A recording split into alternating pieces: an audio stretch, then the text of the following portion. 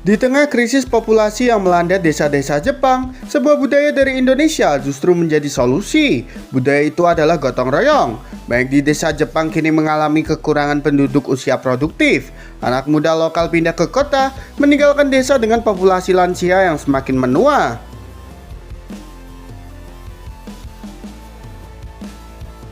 Akibatnya banyak kegiatan desa terhenti karena minimnya tenaga, namun kondisi itu mulai berubah sejak kehadiran TKI Indonesia.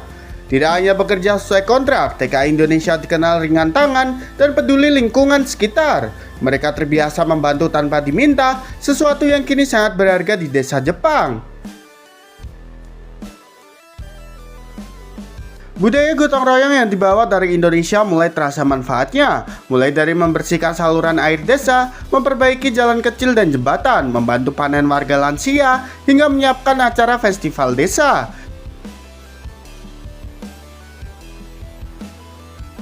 Di beberapa desa TKI Indonesia juga ikut membersihkan area pemakaman dan kuil, membantu memperbaiki rumah warga lansia, menata sawah dan ladang yang sempat terbengkalai, hingga membantu evakuasi saat hujan deras dan bencana kecil.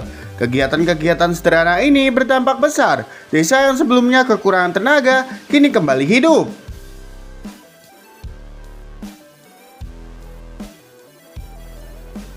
Para kepala desa yang menyampaikan rasa terima kasih secara terbuka. Mereka mengakui kehadiran TKI Indonesia membantu mengatasi dampak krisis populasi di wilayah pedesaan. Gotong royong yang dulu dianggap budaya lokal Indonesia kini menjadi contoh nyata solidaritas lintas negara. Di saat Jepang menghadapi krisis demografi, Indonesia hadir membahas solusi.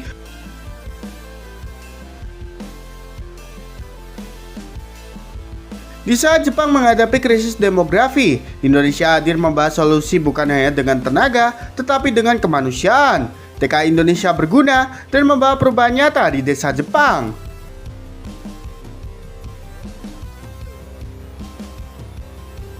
Ini alasan orang Jepang bela TKI untuk tak dibatasi kuota pekerja di Jepang. Di tengah perdebatan soal pembatasan kuota pekerja asing, suara berbeda justru datang dari masyarakat Jepang sendiri. Banyak warga Jepang secara terbuka membela tenaga kerja Indonesia agar tidak dibatasi.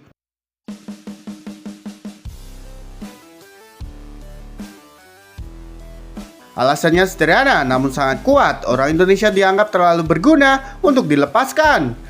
Jepang saat ini menghadapi krisis tenaga kerja akibat penurunan populasi usia produktif.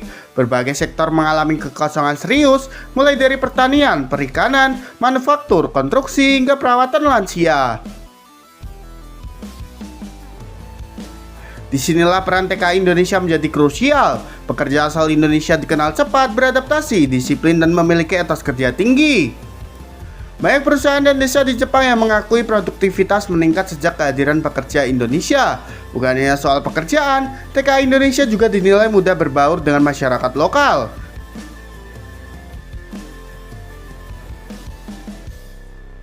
Mereka aktif dalam kegiatan lingkungan, membantu gotong royong di desa, hingga ikut menjaga kebersihan dan ketertiban. Di desa-desa Jepang yang terdampak krisis populasi, kehadiran TKI Indonesia bahkan membantu menjaga roda kehidupan tetap berjalan. Sejumlah warga Jepang menilai pembatasan kuota justru akan memperparah krisis tenaga kerja. Mereka menyebut tenaga kerja Indonesia banyak sektor akan kolaps.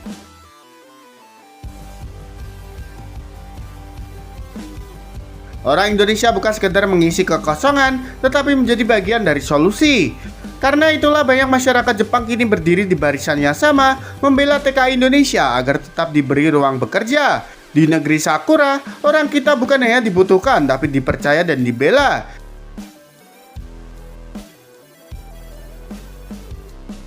Jadi menurut kalian apalagi hal yang menguntungkan di Jepang terhadap TKI dari Indonesia, gengs? Yuk berikan pendapat kalian di kolom komentar.